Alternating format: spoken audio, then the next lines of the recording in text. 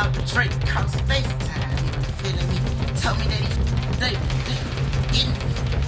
Told me that he liked the going, but can't do with me. So when we cross, always do what you say, man. Drake has been spiraling lately, and now all the chaos he created is finally crashing down on him.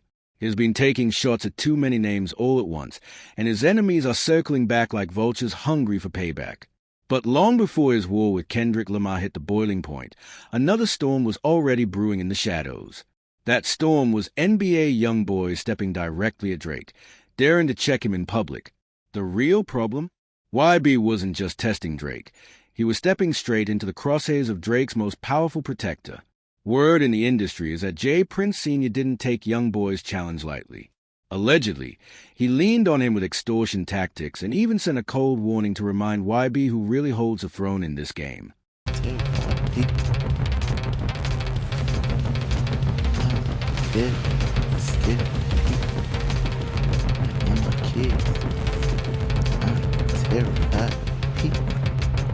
Very shy. People cool. It's like, can't control ourselves.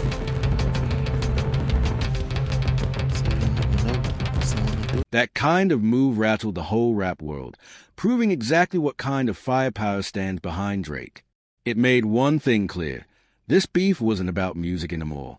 These were power plays being executed at the highest level, with real consequences in the air. And once those kinds of boundaries are crossed, there's no reversing it. The drama really exploded when Drake allegedly broke a huge promise. At first, everything looked smooth between him and YB. Drake was lined up to bless YoungBoy project with a major feature, and YB was hyped to the max about it. But then out of nowhere... While we was gone, I got a call, you know what I mean? The little homie YoungBoy, the place got broke into, he went in his place, disrespected different things, and I got a call about it. And the little homies that went into this place want to make that right, because they understand that, you know what I mean, YoungBoy family is okay with me.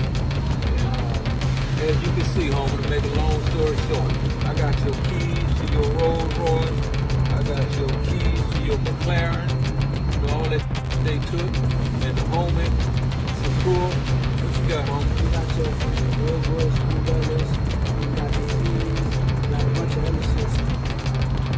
Get in contact with us, bro. Get your shit back. Oh, good. Wait, no. Drake flipped the script completely, telling him it wasn't happening anymore. That move turned all the excitement into pure betrayal. Word in the streets says it all came down to loyalty. Drake didn't want to stand next to YB because of his messy beef with Lil Durk, and at that point, Drake was riding hard for Durk like family. By the time 2023 hit, YB had clearly reached his boiling point. When he dropped his wild mixtape Richest OP, he unleashed straight fury on the tracks, making sure everybody knew exactly how he felt about being crossed. And at that point, this wasn't just music beef anymore. It became something bigger. Something heavier, a straight-up declaration of war fired directly through the booth. Once it reached that level, there was no mistaking the message. Lines had been drawn, and both sides knew there was no backing down. The whole industry froze when NBA YoungBoy dropped that diss. It wasn't just a song, it was dynamite. Explosive bars, ruthless name drops, and zero hesitation as YB aimed straight at Drake along with a list of other rappers. But the line that shook everyone to their core was when YB rapped, talked to Drake across FaceTime. He wasn't feeling me. Told me he, with Dak, damn, that stuff was getting to me. Told me he liked what I was doing, but he couldn't do with me. So when we cross our ways, what you say, my enemy. That wasn't rap. It was a dagger to Drake's chest. YB made it crystal clear that the betrayal cut deep when Drake backed out of that promised feature. And the reason was simple, Drake's loyalty to Lil Durk. No matter what YB wanted, Drake chose to stand by Drake, protecting that friendship even if it meant shutting YoungBoy out. But here's where it turns darker. The beef between Durk and YB wasn't just music, it was bloodstained. Things spiraled after clashes between YB's camp and the late King Von, one of Durk's closest brothers. When Von was tragically killed in an altercation tied to Quando Rondo, a known YB affiliate, the fuse was lit. From that moment, it wasn't bars anymore, it was war. Diss tracks became weapons, social media turned into a battlefield, and the streets were heating up to a dangerous level. So when YB went public and exposed that private conversation with Drake, calling him out for flipping sides, it sent shockwaves everywhere. Drake looked like he was ready to stay silent, but whispers spread that he had no plans of clapping back on Wax.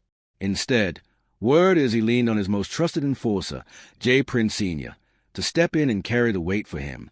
And when J. Prince moves, the whole industry pays attention. Hey, I don't friends, I don't no relationships. I don't respect none of that shit, man.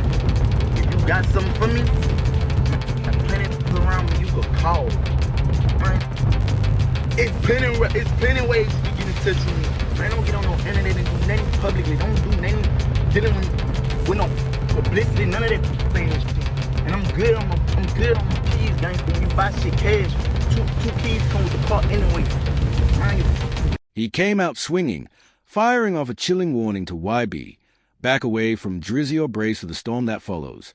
But J. Prince wasn't stopping at just words. He took it up a notch, boarding a plane straight to Salt Lake City, Utah, where YB was holed up, ready to confront him face to face. That single move sent chills across hip-hop, proving just how far Drake Protector was willing to go. And to make sure the message hit harder, J. Prince posted on Instagram, dropping a slick picture with a caption that looked calm at first glance, but between the lines, it read like a direct threat. He wrote, J. Prince tried to smooth things over with a calm message, but everyone could hear the threat hiding underneath it. He posted, as y'all can see, I had a good time kicking it with a homies in Utah. On behalf of YB, me and Birdman sat down face to face for some real talk. And let me say this publicly the same way I said it privately. Drake is my son. He rolls with me. So, I think it's smart to take him off your enemy list, because the truth is, we got nothing but love for Dirk and your accomplishments. When I put Drake on that FaceTime call with you, my intent was simple, for y'all to move forward. Two things we get every day are a chance and a choice. The choices we make determine our destination. On the surface, it sounded peaceful, but the undertone? Pure mafia-style intimidation. But here's the twist, it didn't even work. Because just a few months later, Drake came for YB directly. On his track 8 AM in Charlotte, Drizzy snapped back with slick bars that left no room for doubt. One line in particular cut deep, you young boys better set some of that money aside.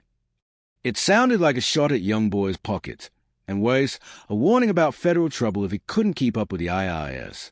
That wasn't just a diss, it was a chess move. Within hours, the internet turned into a war zone. Drake's fans swarmed YB online, roasting him nonstop. And YoungBoy? He couldn't let it slide. He exploded in a furious rant on social media, unleashing threat after threat aimed straight at Drake. Cussing, dragging his name, raging like he had done before, it was clear YB wasn't backing down. But while he raged online, rumors whispered that Drake didn't even need to speak. He allegedly called in his street daddy J. Prince once again. This time, the whispers were darker. Prince wasn't coming with advice, he was turning up the pressure.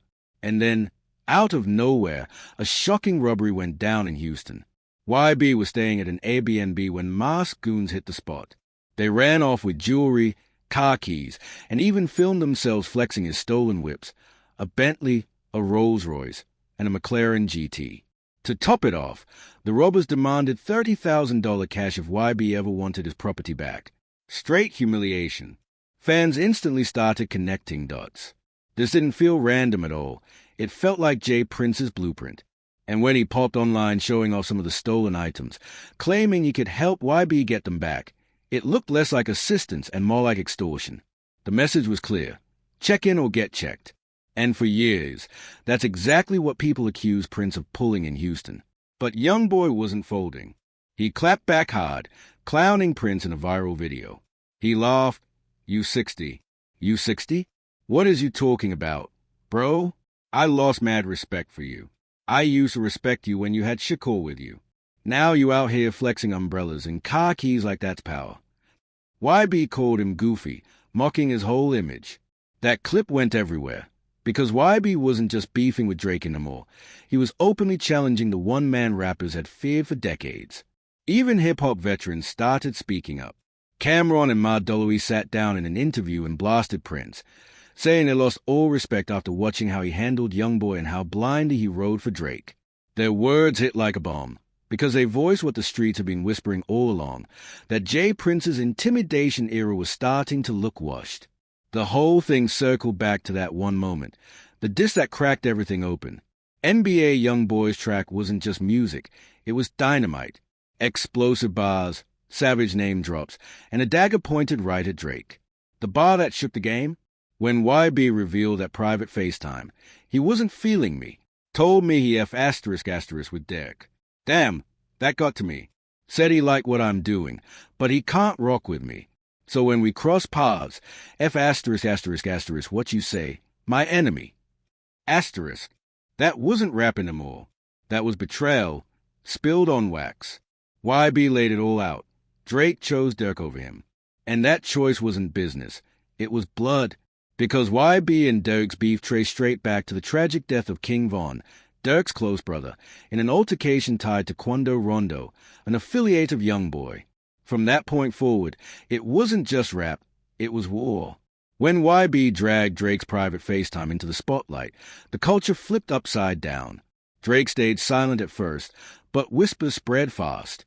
Instead of stepping into the ring himself, he allegedly called in his trusted enforcer, J. Prince Sr., and when J. Prince moves, the whole industry pays attention. He didn't just talk, he hopped a plane, flew into Salt Lake City, and pressed YB in person. Then came the Instagram post, calm words on the surface, but between the lines, pure threat. But here's the twist, people weren't buying it anymore. Legends in the game started calling out the act. Fans cheered them on, saying, "They're grown men, that boogeyman talk is tired." Another added, "Finally, someone besides YB and Offset pulling J. Prince's card." For the first time, that aura of fear was cracking. The untouchable image Prince had built for decades was showing dents, and the culture was shifting. Meanwhile, Kendrick Lamar had already scorched the earth with Not Like Us, dragging Drake's ego across the floor and dismantling his invincible reputation. Fans called it the nail in the coffin. YB was happy to add fuel, with one fan saying, "NBA been calling Drake square since day one." He saw through the act. Another joked, "NBA plus Kendrick versus BBL Drizzy. Now that's a real matchup." The memes, the remixes, the endless clips. Drake was the internet's punchline. Suddenly, the empire looked shaky. Critics mocked him for hiding behind J. Prince instead of handling his own smoke. One viral post said, "Drake been ducking fade his whole career. Now Kendrick and YB got him cornered." Another clowning jab read, "Too busy flexing Birkin bags instead of bars." Behind the scenes, insiders whispered that Drake was scrambling, offering verses, favors, and deals just to keep Ally from flipping to the other side. The internet ate it up, calling it desperation. YB kept the pressure on, tossing online jabs, while Kendrick didn't even need to respond. Not Like Us was still shaking speakers everywhere, keeping Drake's L alive. For years, Drizzy looked untouchable. But now, the wolves were circling, and fans swore they smelled blood in the water. The divide was brutal. His loyal fan flooded comments defending him. Drake been running rap for a decade. A couple disses don't erase that. But haters shot back. YB only hot cause he got Drake's name in his mouth. The culture split straight down the middle. Half wanted Drake humbled, half still crowned him king. But for the first time in years, his throne didn't look secure, and the whole industry could feel it. Timelines turned into battlefields with insults, memes, and clips from diss tracks firing nonstop. But beneath the noise, insiders said the real threat wasn't the beef, it was business. Brands don't like superstars drowning in smoke. One source claimed, "Drake's image is why the check's clear. If that breaks, so does the bag." The timing couldn't be worse. Kendrick's Not Like Us was still dominating charts while YB clowned him online.